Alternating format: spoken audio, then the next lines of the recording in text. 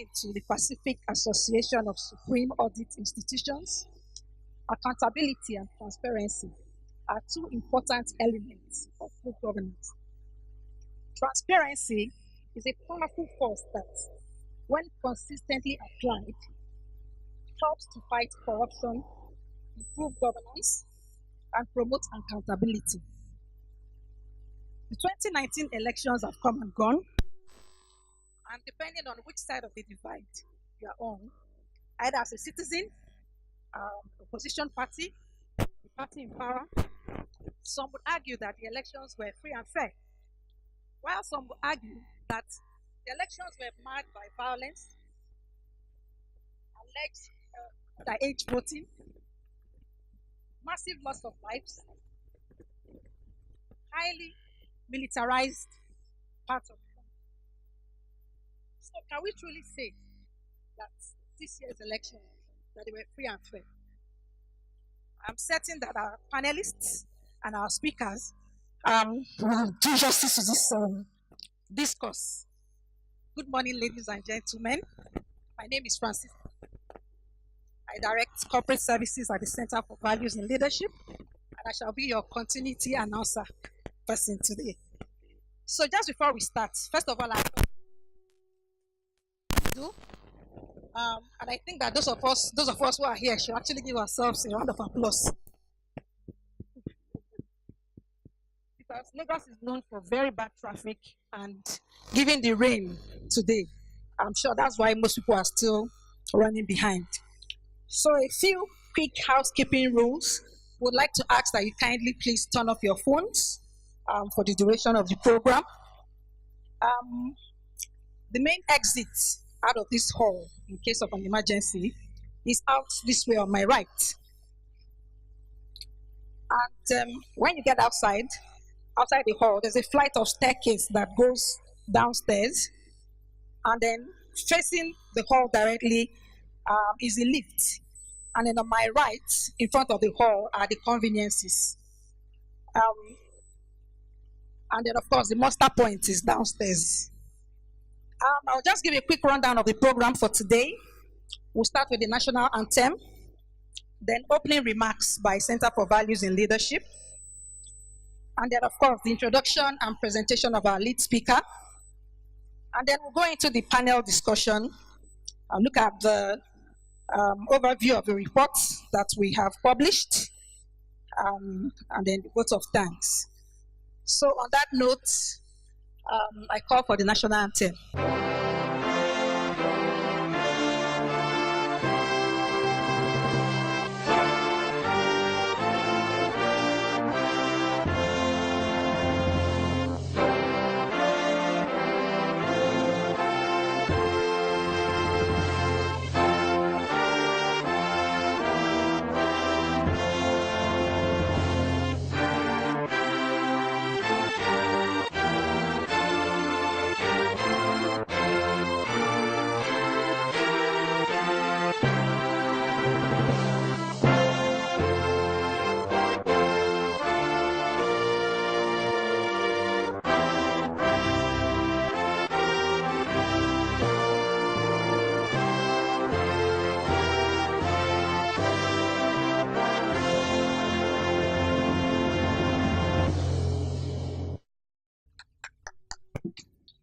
Thank you very much.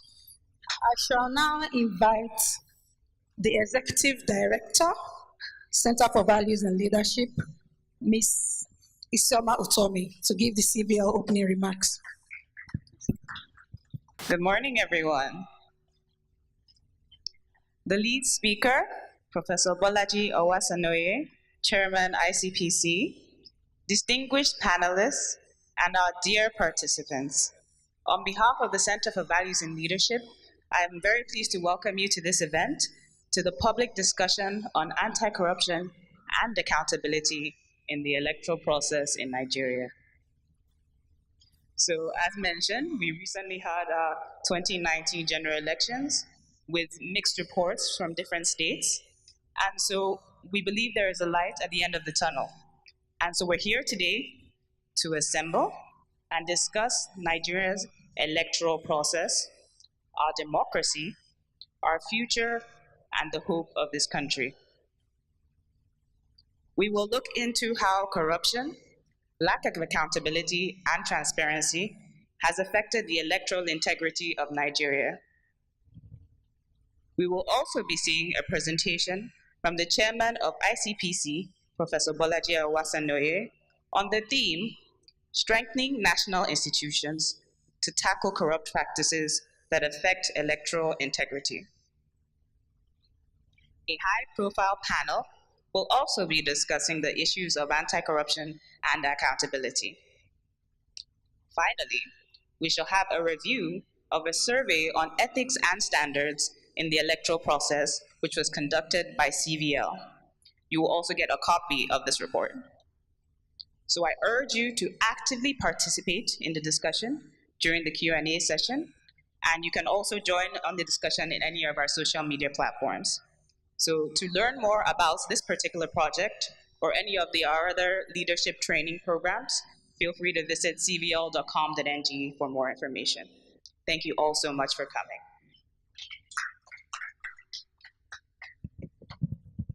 Thank you very much, Isioma. It's now time for the lead speaker's presentation. But before I call him up, let me introduce him. Professor Bolaji was born in 1963. He graduated with a second-class upper degree in law from the University of Ife, now Obafemi Awolowo University, in 1984, and was called to the Nigerian bar in 1985. He then proceeded to the University of Lagos in 86, beginning his career as an assistant lecturer. It is from UNILAG that Professor Owasonoye bagged a master's degree in law in 1987. At the age of just 24, from UNILAG, he moved over to the Nigerian Institute of Advanced Legal Studies in 1991. 10 years later, in 2001, he became a professor of law, aged 38. He also had stints at various international institutions, including the Royal Institute of Public Administration in the UK and the International Law Institute, Washington, USA. At the Presidential Advisory Committee Against Corruption, where he served as the executive secretary, Professor Owasonoye was one of the very vocal and courageous members of the committee. He was an advocate of the whistleblower and witness protection bills passed by the Senate. He never backed off from criticizing even his own primary constituency, the judiciary, especially when the matter has to do with incidents of corruption. Professor Owasonoye's NGO has successfully implemented over 50 advocacy projects on human rights, rule of law, governance, and anti-corruption. Ladies and gentlemen, with a standing ovation, please welcome Professor Owasonoye.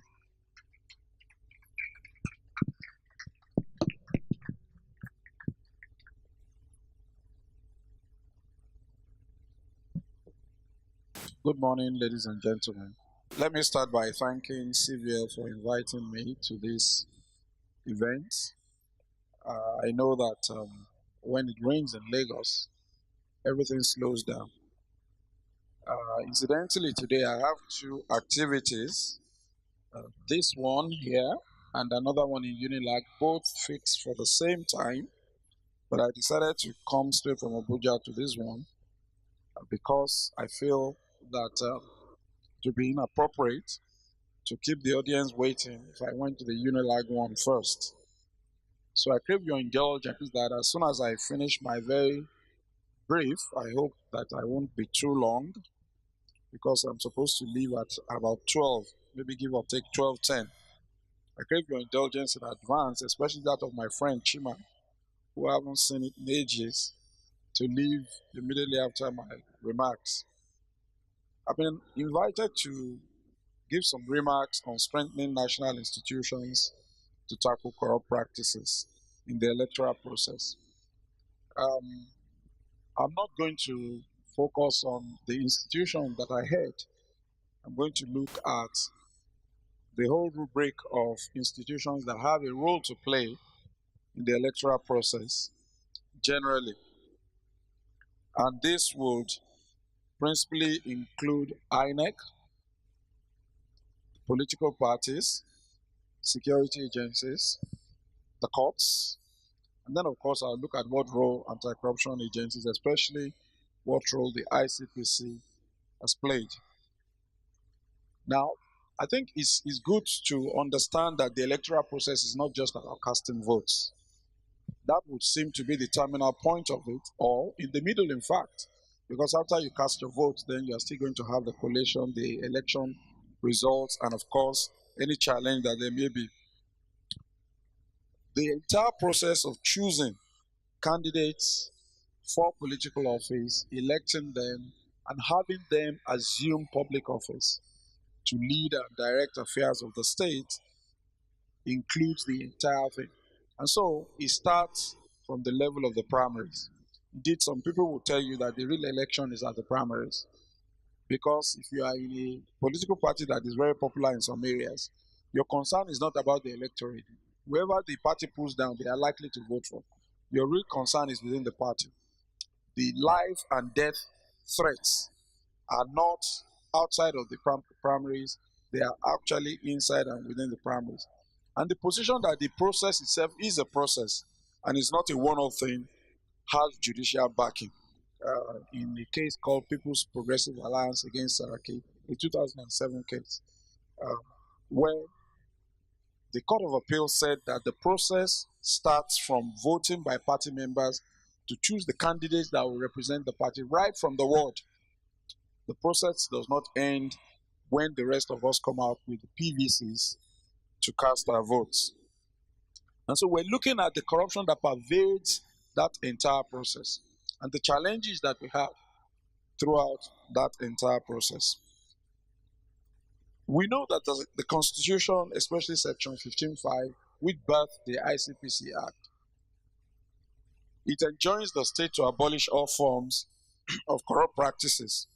And it is the duty of every institution of government, political parties, non-state actors, to take measures to tackle corruption. Now, the corruption that starts in a political party,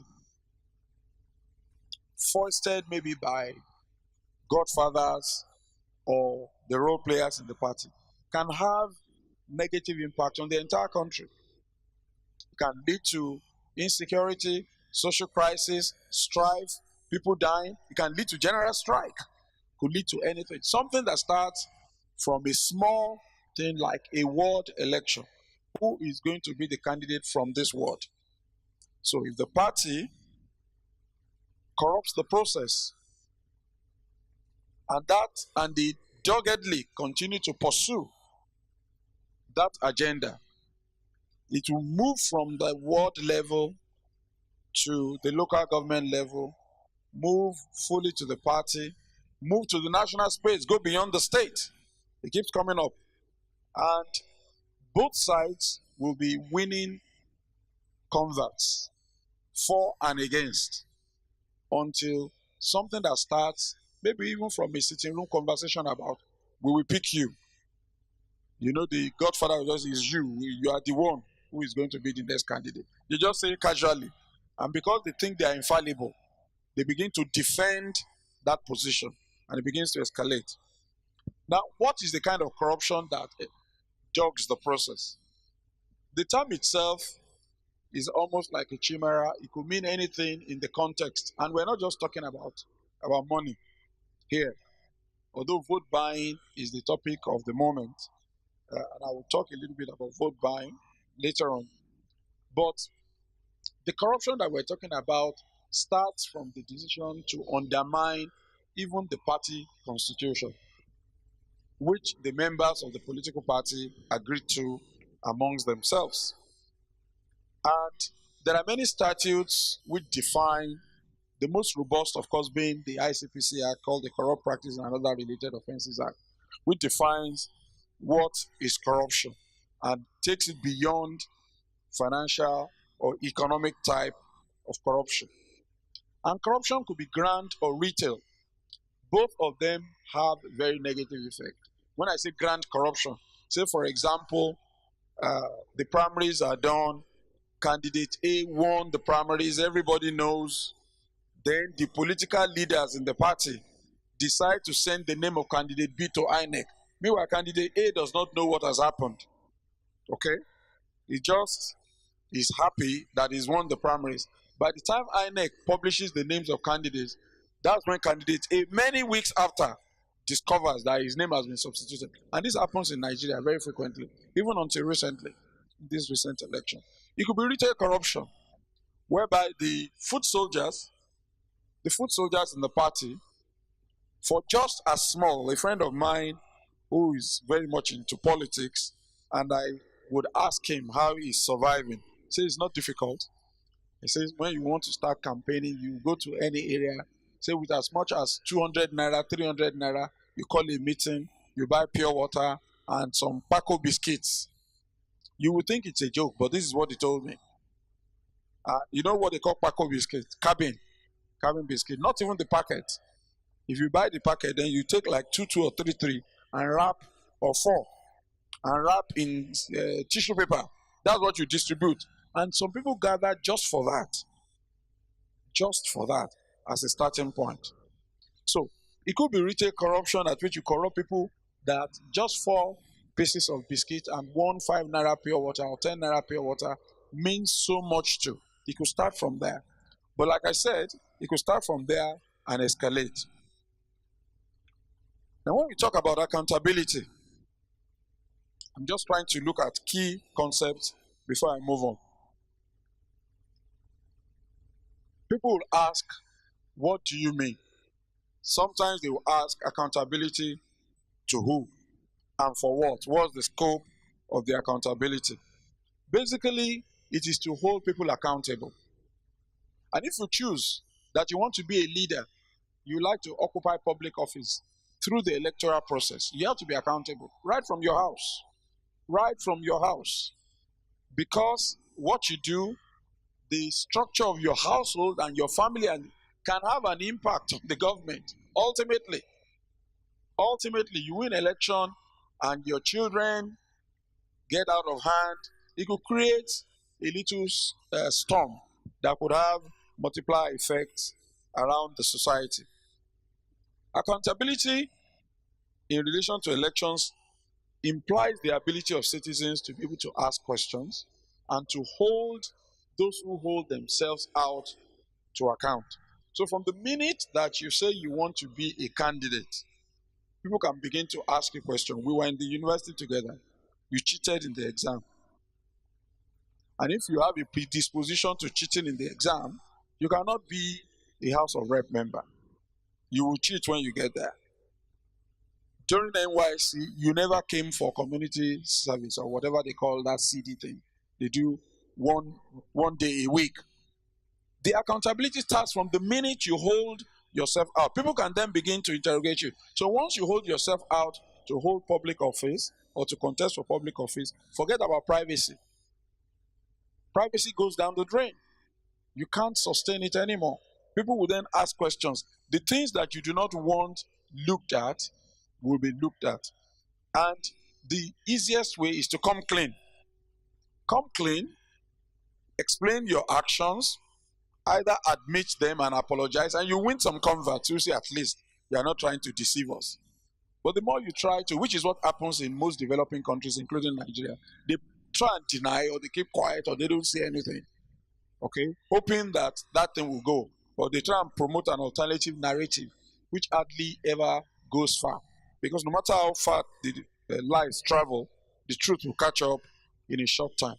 And then links me to the third principle or characteristic, which is that of integrity. Now, that's a very strange word in this environment.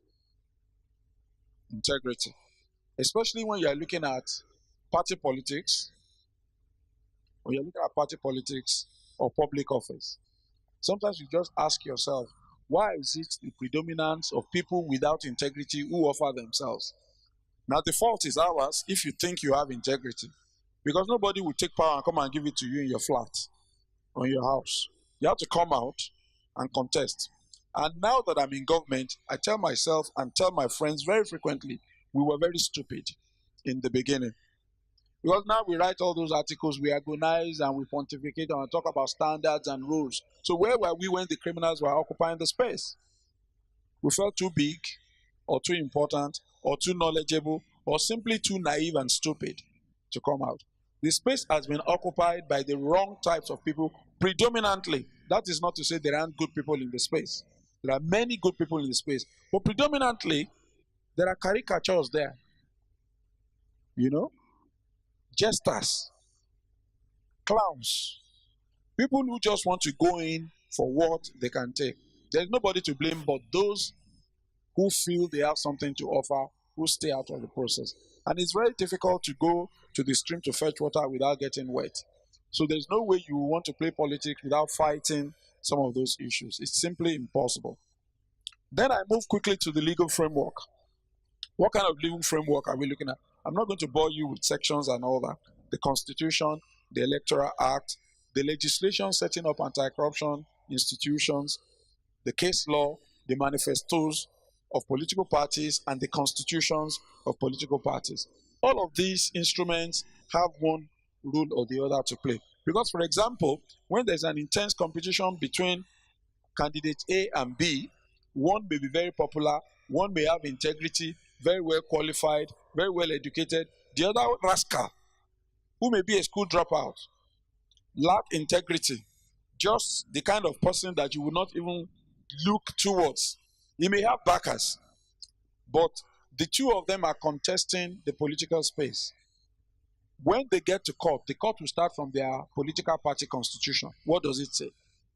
So even if they sat down in a sitting room, in a restaurant, in a beer parlor to draft it, makes no difference. It's whatever they've put there that the court will start with. And then the court will benchmark it against what the law says, how the process went. So everything is important in this conversation. And that's why if you want to play politics and you are looking for a platform, don't just look at the party on the surface. You've got to find out what have they written down as their own constitution and what is their manifesto. I move from there to look at the institutions. And I start with INEC. INEC, of course, is the whipping boy of everybody because they organize elections. And when they don't get it right, that is more celebrated than when they get it right. When they get it right, okay, you pat them on the back and then you move on. But when they don't get it right, that is the point of conversation for months and for weeks in the media. But I move to a critical point around the whole issue of strengthening institutions, which is the whole notion of independence. Institutions are strong when they have independence of action, when they are able to take decisions without being remote controlled. Now, one author defines independence as independence means one, being outside government, in the sense that you are not embedded within the structure of government fully. Tenure of members are governed by an appropriate appointment and removal provisions, which ensure that members are appropriately qualified and they do not serve at the pleasure of the executive, can be removed on objective grounds relating to job performance, and institution that is well funded by the parliament to enable it perform its functions, and one that has control over its own functions. This is the way it's described.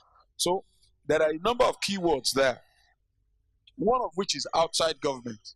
We shouldn't focus too much on that. You may be within government, but if the other parameters are very well set and met, being within government should not have too negative an impact. Secondly, it says the tenure of members is governed by a proper, appropriate appointment and removal provisions, which ensure that you are qualified to be there, you do not serve at the pleasure of anyone, you can only be removed on objective grounds relating to performance, very well funded, and not subject to control from anyone. You determine your own actions. So the question that I ask is independence from who or from what? You can see that this definition by an author or an academic is largely independence from government. but also independence from any entity, even outside of government, that can influence you. We have seen in Nigeria where people who are not outside government, who are local warlords, have kidnapped governors, have secured a statutory quote and unquote right to part of the budget monthly. They are not in government, oh. They are not a government functionary at all. He's just a politician, a political godfather. He tells the governor, sign this. Every month you give me this. That's the governor who has all of the coercive powers of state behind him. He's the chief security officer of the state. He has security around him. He can tell one to go and they go, and tell one to come. But apparently in that context and in that space, somebody who hasn't got the coercive power of state but has plenty of thugs that he feeds every day has more powers. So when we're talking about independence, we're also talking about independence from such characters. Otherwise, the independence is not complete.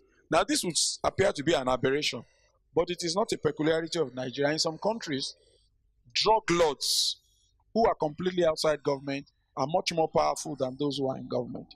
And those who are in government fear them. There are 8 characteristics or features of this independence. The first is perpetuity. That institution must have perpetual existence, must be established by law. It's not one that can be scrapped at the whim of somebody.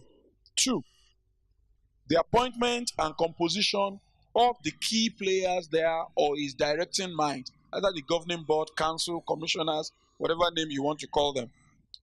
There must be security and stability of tenure. So removal must be difficult and must be subject to the oversight of another body, usually the legislature. The conditions of service, though backed by law, must be robust enough to attract the right kinds of people to go there. Not people who are just looking for anything to do to end up in the place. There must be protection from legal action for actions that they have taken for those institutions. So, for example, if I take an action and I choose to investigate someone who is so politically connected, he cannot say because of that, he's going to sue me for steps that I have taken in my official capacity. There must be power to hire and fire the kinds of people that you want to work with. If you have the wrong kinds of people imposed on you, that's a problem. And that's one of the challenges with this electoral process. INEC regularly during elections has to hire what they call ad hoc staff in their thousands. And those ad hoc staff didn't drop from the moon. They're a channel for challenge and compromise. And politicians often position to make sure that their own people are ready to get engaged as ad hoc staff. Then there must be operational autonomy to take decisions without being controlled. And finally, financial autonomy. So if you look at the key institutions, whether it is INEC, ICPC, EFCC, the police, the courts, the security agencies, virtually all the institutions that have anything to do with elections, they meet a number of these criteria, but not all of them. They are all set up by law. They all have people who are appointed into them, but not all of them fall within the rubric of full autonomy. So INEC, ICPC, EFCC, full autonomy. The courts, you can say full autonomy, but not security agencies in particular. They can be hired and fired. I cannot be fired except 2/3 of the Senate supports it. And that's a protracted process. And it must be for my incompetence or if I lose my mind, which I don't hope to or intend to lose.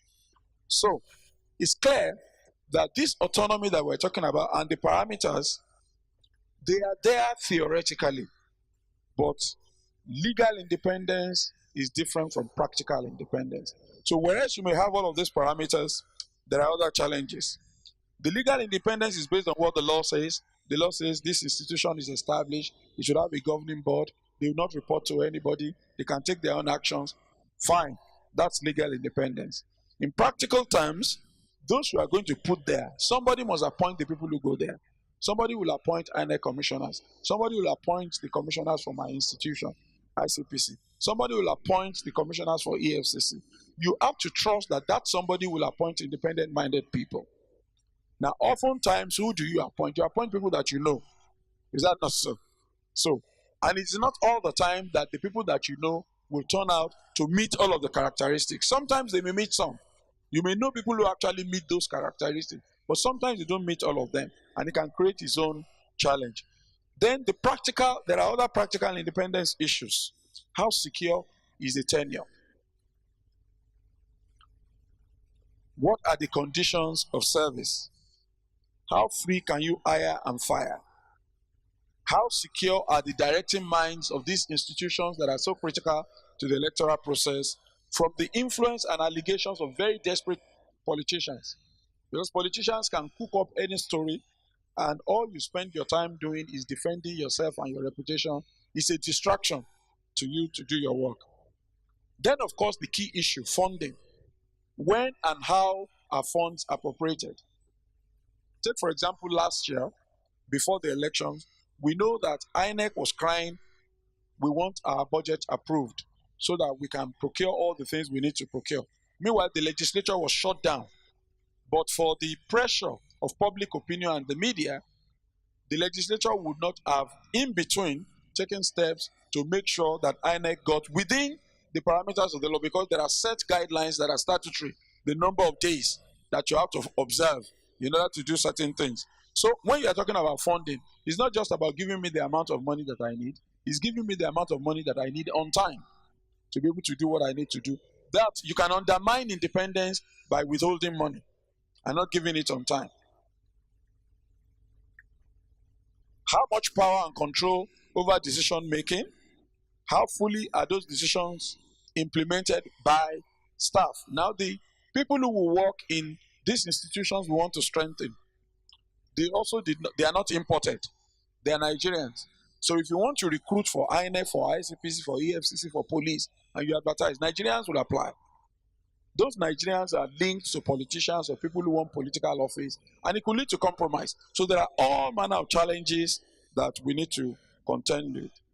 Then, of course, how much control, for example, say an INEC, over other agencies that are critical to his own success, for example, security agencies.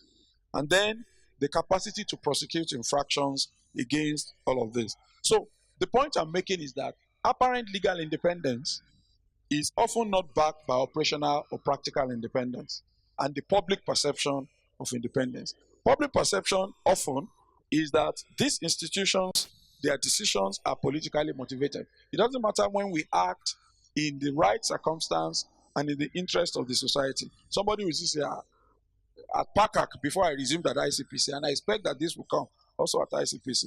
At PACAC, oftentimes I'll be asked, oh, this anti-corruption war is just against the opposition, which is not true. But that narrative is very persistent. Some of the major convictions that have been recorded are of the ruling party's members, not opposition. Not of the opposition. They are of the ruling party's members, but nobody will talk about that. But they say, oh, this anti-corruption effort is against opposition. It's a witch hunt. I don't know which is the witch and which is the hunter. So it's very important that public perception itself does not wear out institutions that are trying to focus on doing their or fulfilling their statutory mandate. But whichever way you look at it, institutions must be sensitive to the dynamics within the environment, one way or the other. It should not necessarily control them, but they have to manage the public perception that arise from those sensitivities. It could be religious, political, ethnic. I've had people say, oh, you people are only prosecuting people from one side of the country. Are there no criminals on the other side of the country? You're only prosecuting people of one religious faith. But oftentimes, those narratives are not true. The people who float them want to use them as diversionary tactics. Let me move on very quickly. I'm conscious that it's past 12. There are other issues which impact confidence and faith in institutions and help to stabilize them. One of those is the general perception about the rule of law. Now, you read a lot about the rule of law in the papers, on the media and all that. But when you dig deeply, many people don't actually believe in the rule of law. People violate the rule of law depending on the circumstance. Something as basic as waiting for the traffic light, as basic as that, when nobody is watching or looking, or when people feel that you need to deal with an egregious situation. They can't wait for the law. As a lawyer and somebody who's been involved with this anti-corruption issue for some time, I hear people tell me all the time, you people are doing musical chairs with prosecution. But there's a process. The process says you must charge people to court first. You do investigation, charge them to court, and then you wait for the court to determine. Now that process, I wish and I desire and I fervently work to make sure that that process is not protracted. But sometimes it goes on for years. And people will say it's going on for too long. Then they say that you don't want to do anything. You also compromise. They want you to subvert the law. But we all agree to that law. We agree that that's the process to follow. When you're on the other side, it looks like it's a long process. When you are directly involved, it looks like it's a good process. Because if you are the one being prosecuted, you want the process every step to be followed. You want to enjoy all of your rights. But when you are the person waiting to see justice done, sometimes you can be impatient. And so our general perception about the rule of law is a major issue. Then, of course, we have a very weak and dysfunctional criminal justice system. It's a system that you know when you go into, you don't know when you come out. In many parts of the world, you can program, you can predict, you can time, but not in Nigeria. Now, of course, as I said, we are working very hard to make sure that this changes. There are legislations and measures, and at the Presidential Advisory Committee, this was what I spent quite a lot of my time doing, trying to make sure that I reflected on what needed to be done, and of course, how to get the process to move without breaking the law, without diminishing the public perception, and ensuring that justice is done. Then, of course, you have the role of the media. And the role that the media plays cannot be overemphasized, because the media set an agenda for public discussion. They inform, they educate, even though they also entertain. But the inform part, the education part, and setting the agenda is very important. So if I give an interview, and it happened recently when I gave a paper at the induction of the National Assembly about a week or two ago, and the media chose to say, oh, ICPC boss says there is more corruption in the executive than the legislature and the judiciary put together. I said so. I'm not denying that I didn't say so. But I said many other things that were equally weighty. But it chose the one that they wanted to use in order to define. I don't agonize over those things. I don't even worry myself about it. This speech, if you are going to read about it tomorrow, assuming there are media people here, they can choose what they are going to emphasize. But it's important how the media selects the agenda. Because if the media does not properly articulate what is in the public interest, they are going to equally be victims of the outcome. There's no doubt about it. There is no doubt about it. So it's important that in playing that role, all institutions, including the media, are conscious of the consequences. Then political parties, I talked about political, I mentioned that political parties right now are the vehicle through which you can contest for public office.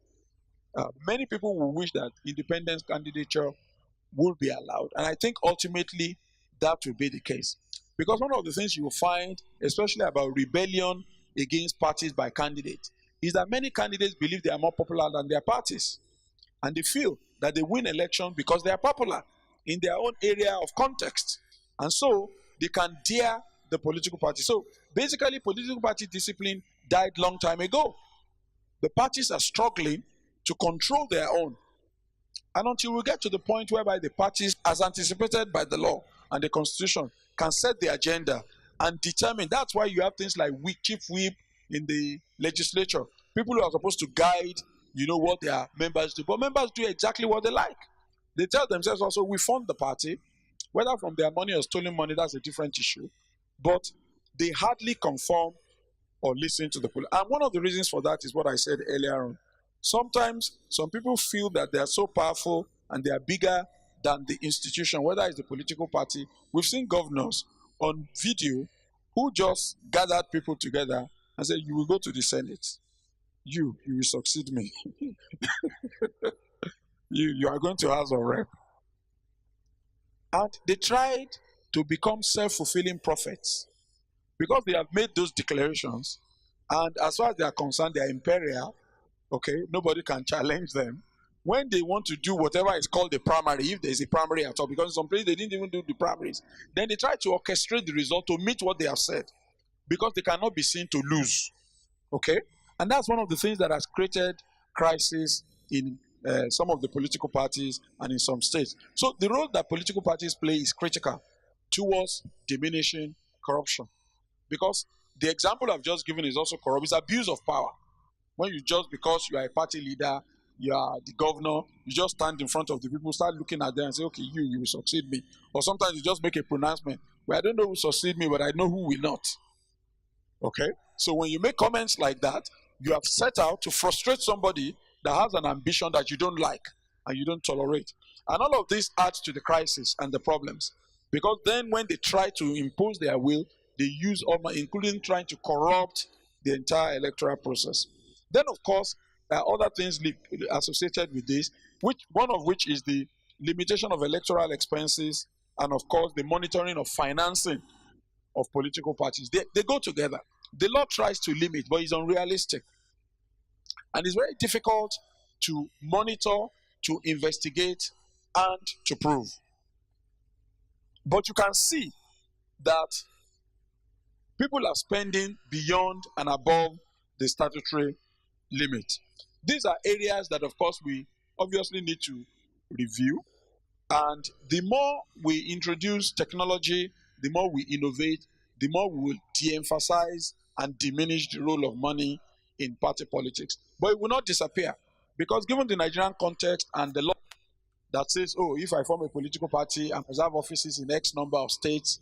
Supposing I form a political party just to contest in Lagos State, why must I go and open an office in Sokoto? It's not impossible that I'm only interested in Lagos State, and the law says I can't be an independent candidate, so I need a political party. So I can form a political party and say, I'm not going beyond this Victoria Island. I'm only contesting here. I want to prove the point here. But the law does not help me. It insists that I must have offices all over the place. So it already predisposes me to compromise. I neither have the capacity, the interest, nor the willingness to go that far. So these are things that we need to take a second look at. Then I look at quickly the role of security agencies.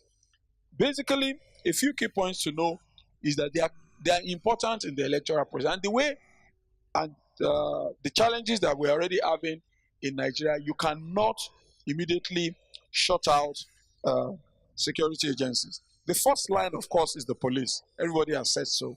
There's no doubt about it. But the law also recognizes that in certain circumstances, the military may be used, especially in the movement and distribution of electoral materials. The regrettable thing, of course, is that even though the law admits and allows security agencies to be involved, the Electoral Management Board cannot control them. You cannot control. INEC can invite them, but cannot control them. You can tell them, this is where I need help, but you can hardly tell them how to help it. And we have seen that it creates its own challenges. To the extent that they are not fully subject to the Electoral Management Board's control, even during an election, the independence of the Electoral Management Board is threatened, quote and unquote, because the security forces can actually undermine, if care is not taken, undermine that process. Then I quickly look at the whole range of electoral offenses. And the law has anticipated and covered all that may possibly happen. The lacuna is that first, the law says INEC will prosecute those offenses. INEC does not have that capacity to do so. So that's one major problem. It regards, so the question hangs. If ICPC, for example, wants to prosecute those offenses, do I need to take a fiat from INEC? Because the law makes INEC the prosecutor. How many lawyers does INEC have? And one of the challenges that one found out is that sometimes when an election is challenged and INEC has to be joined, INEC is too stretched out with legal issues, cases, lawyers, that it is sometimes the winner, the person who is defending the election, who pays the INEC lawyer. Now that's an anomaly, and it compromises the entire process. The reality is either INEC will not even be able to defend, and if INEC says you won, and INEC is not there to defend the fact that you won, you're already on your way to losing. So you'll be begging INEC, please get a lawyer. INEC will say, I don't have money to get it. They say, don't worry, I will pay. Because it's your own interest to try and do that. Now, these are dysfunctions within the system. And unless we deal with them, they are practical realities. Nothing will change. One election threw up almost 2,000 cases, all of them with INEC as a party. Even if it is a primaries, the law says INEC must monitor primaries. So INEC must be in the case. So how many lawyers will INEC employ with a limited budget? So it's simply a fiasco. And we really need to change that situation. Then I look at the role of the courts very briefly. Now, in summary, for me, the big challenge with the role of the courts is the penchant for conflicting orders. Now, the last count, and I'm sure even this last election that we had, many of us can remember different orders. One court will say, yes, this candidate can go. Another court somewhere is saying, no, you can't go. Yes, you can conduct election. No, you can't conduct. Yes, you can recognize this candidate. No, you cannot recognize. Conflicting decisions. And they undermine the capacity of the electoral body, even of anti-corruption agencies, to take position. Then, of course, there are other challenges around this whole issue. The onerous condition of proof. Sometimes, when an election has been conducted, we have got to the point whereby to challenge an election, for example, you need to check and do forensic audits on the ballot papers. Now, they are in their thousands and millions. You need to get experts. It's time consuming, it's money consuming, and it leads to frustration. Sometimes you just say, what is the point? Okay? So there are many issues that we have, even with the capacity to be able to prove the election, to prove whether the election was free, fair. There are other random challenges that I just looked at: impunity, public apathy to electoral fraud, and in report electoral fraud. During the last election, I went out after voting. I went to the situation room because ICPC was partnering with other people to monitor and ensure the election was credible. And we were linked to so many other centers trying to get reports and what have you about goings on. But you hardly find people reporting. Everybody is guilty of a culture of silence. Okay? And public docility is a major challenge because the public has a role to play. The public must show its abhorrence and its rejection of these issues. If it does not, then we are not going anywhere. Take note that where corruption is systemic, you cannot fight it by enforcement alone. Because even the people you need to fight it by enforcement, they are already compromised. So that's the problem. And we're dealing with systemic corruption. So when corruption is endemic and systemic, you need both preventive and enforcement measures. And the preventive measures must be higher than the enforcement measure. And the decision of the people to reject those issues must be paramount, otherwise you go nowhere. Even the arbiter has taken sides. So they just allow you to go through the process, and then, of course, they show their hands. ICPC, I just look briefly at the role that ICPC has played, and then I close it. ICPC has, over the years, collaborated with other stakeholders in dealing with corruption in the electoral process. The commission itself was established in the year 2000. And 2002, it was the very first to organize sensitization workshops and intervention activities with the electoral umpire to sensitize the public on corruption-free elections. And over the years, it has continued to do so. The partnership itself, and this is where we're looking towards taking it forward. Working with INEC, at least before the law is amended, working with INEC, which has powers over electoral offenses, even though some of those offenses cross the boundary, I will admit that. Some of those offenses cross the boundary. Working robustly with INEC, you have strategies towards making sure that we are more preventive rather than reactive, because the capacity for reactive action is very limited. The second issue around this relates to working together to look at the weak links and the weak points in the entire process. And of course, the way forward is technology and to digitize as much of it. Starting, of course, with combining both manual and digital processes. but obviously starting with recognizing that this is the way to go. The third point, of course, as I said earlier on, is in recognizing that given the limitations of the electoral management body in prosecuting, because the law gives it the power as the prosecutor to cede that power by some arrangement that can work for the entire polity. And the final point, of course, is to constantly, which we see, but sometimes it doesn't move as quickly as we want, to constantly review the legal framework for the electoral process. We will notice that since 1999, the law has almost been the subject of scrutiny by every assembly. Every assembly. Because when the politicians come in, they remember what they went through and they try to change the law, ostensibly to improve it, but sometimes not necessarily so, regrettably. And so we need, and that's why the public must be a part of that conversation, and civil society, to make sure that those improvements, because if people are thrown into public office through compromise and corruption, their zeal to want to change the legal framework is minimal. It's not even there sometimes. Okay? Yaradua, the late Yaradua was a rare example, thrown up by the 2007 election, which was very, very bad. And he admitted that this election was very bad. I'm going to take a look at the entire process. And so he set up the wise committee. But many other times, people who benefit, they want it like that.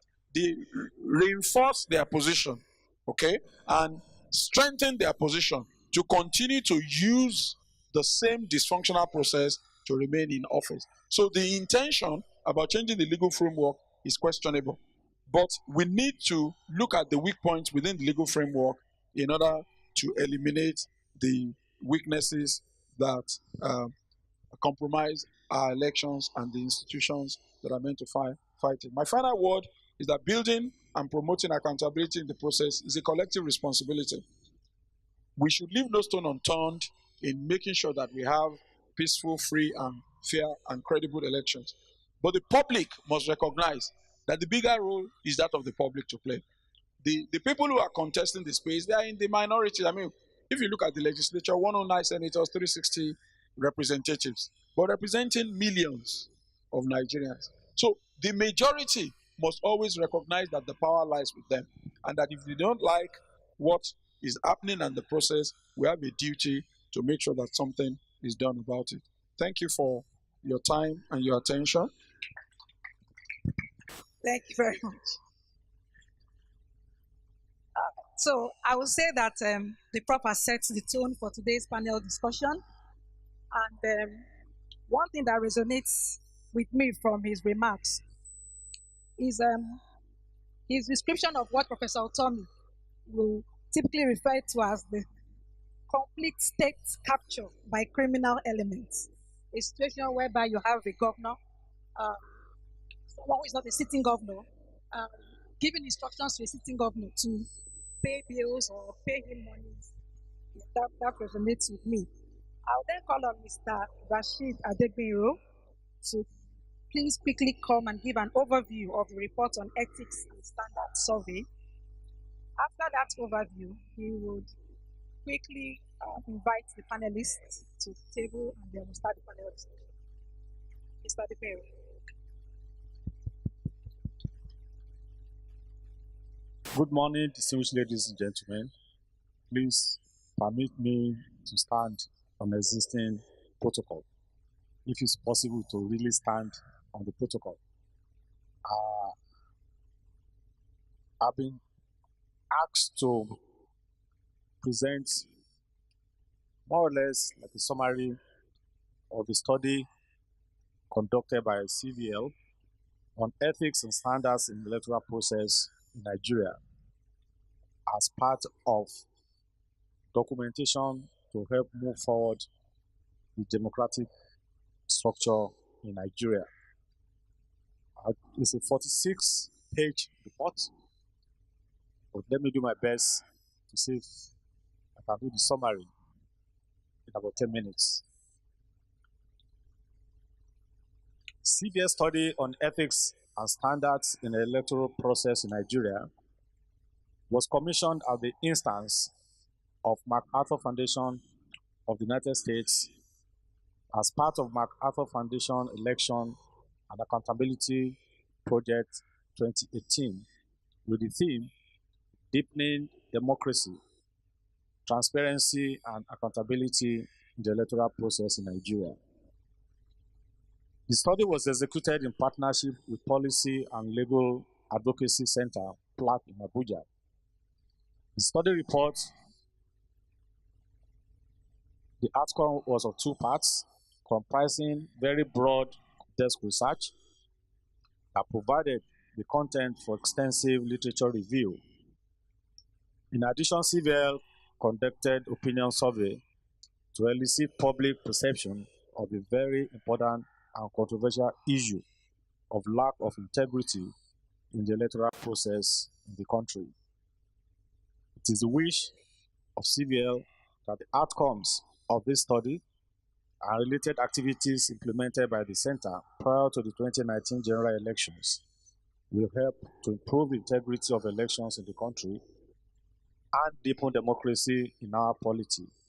In this regard, the thrust of CVL study is built on three main pillars, namely, one, to promote the process of institutionalizing transparency, accountability, and anti-corruption issues in the electoral process in Nigeria, in pursuant of a free, fair, and credible elections. Two, to amplify stakeholders' engagements, conversations, and understanding of issues that promote electoral integrity, good governance, and democracy in the country. The final leg of the tripod is to increase media and public awareness of issues of transparency and accountability by fostering anti-corruption and accountability messages ahead of 2019 elections, and also to assist in public education for future elections. The study on ethics and standards in the electoral process in Nigeria set the context for the realization of the need for stakeholders buy-in in the mission to reverse negative features that characterize Nigeria's political and democratic landscape. The report of the study is structured into 6 sections, comprising background information and introduction as a part, assessment of Nigeria's democratic electoral process, roles of stakeholders involved in the electioneering process, the result of the opinion survey, electoral malpractice, and in conclusion, a set of recommendations, which also deals with the conclusion of the report, highlighting policy imperatives required to improve the electoral environment in the country. The main findings of the report are summarized as follows. Chapter 1 of the study reviewed the electoral process in the country. The chapter draws its content from the pool of information provided by the Constitution and legal framework that guides the operation of the Independent National Electoral Commission, INEC. Chapter 2 of the study identified 9 major stakeholders and highlighted their respective roles in the electoral process. These stakeholders are INEC, the Judiciary, Economic and Financial Crimes Commission, the electorate, that is you and me, political parties as vested interest, Nigeria Police, the media, the National Orientation Agency, as well as non-governmental organizations. The result of the study show clearly the agencies that are supportive of democratic settings, and this is based on response received from a little over 500 respondents. Electoral malpractice was also reviewed and analyzed, indicating and putting major blame on the electorate and political parties as the harbinger of electoral malpractices. The final and concluding section deals with recommendations on the roles expected or measures that needed to be introduced with regard to the 9 identified major stakeholders earlier enumerated upon. The satellite of the report also fell on the media. The media's role as promoting fake news or promoting hate messages came under the satellite of this report. Interesting thing that this approach or attitude is not limited to only Nigeria, because the report, in conducting a comparative analysis of media trend in the world, was able to establish, using the Edelman 2018 report, which indicated clearly that globally the new media populated by the social media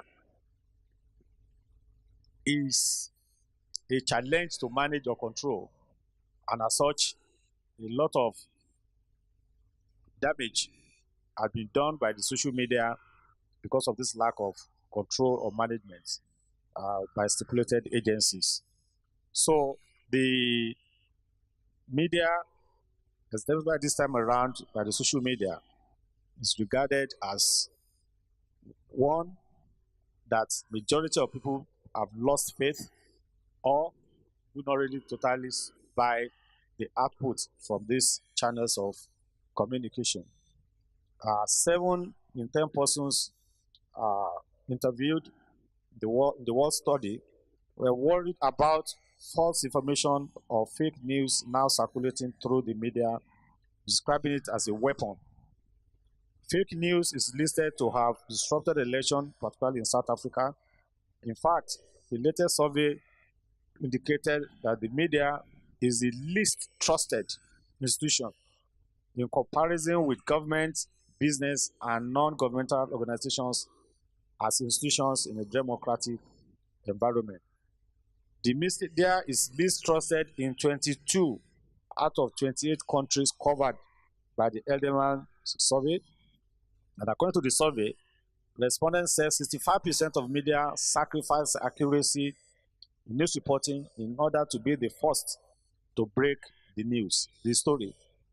Another trend listed is that 66% of media are more concerned with attracting a big audience than reporting accurate news. Steps and measures have been introduced in some economies to arrest this damaging trend, particularly of mention in the report is the policy introduced in Germany, where law has been passed that fines social media companies for failing to delete fake news from their platform. Singapore has also announced plans to reduce laws designed to fight fake news, while the religious bodies are also seriously concerned. With regard to non-governmental organizations, there seems to be a pat on the back that they have not been identified as contributing to electoral malpractice, but based on the number registered in Nigeria, the paucity of the NGOs in playing their active or expected role in the democratic setting is too weak or poor, demanding that more needs to be done to get the NGO play their role in getting Nigeria electoral process right. In conclusion, the report was clear that the responsibility for a fair, transparent, and fraud-free election does not rest entirely on INEC. The demand goes beyond INEC. In this wise, the conclusion report is that all hands must be on deck by all stakeholders to ensure that growth and development no longer eludes Nigeria by ensuring that 2019 and future elections are free and fair, as well as free from corruption and transparent, and that elected persons are accountable to the electorate. This is a summary of the 46-page report. Thank you very much.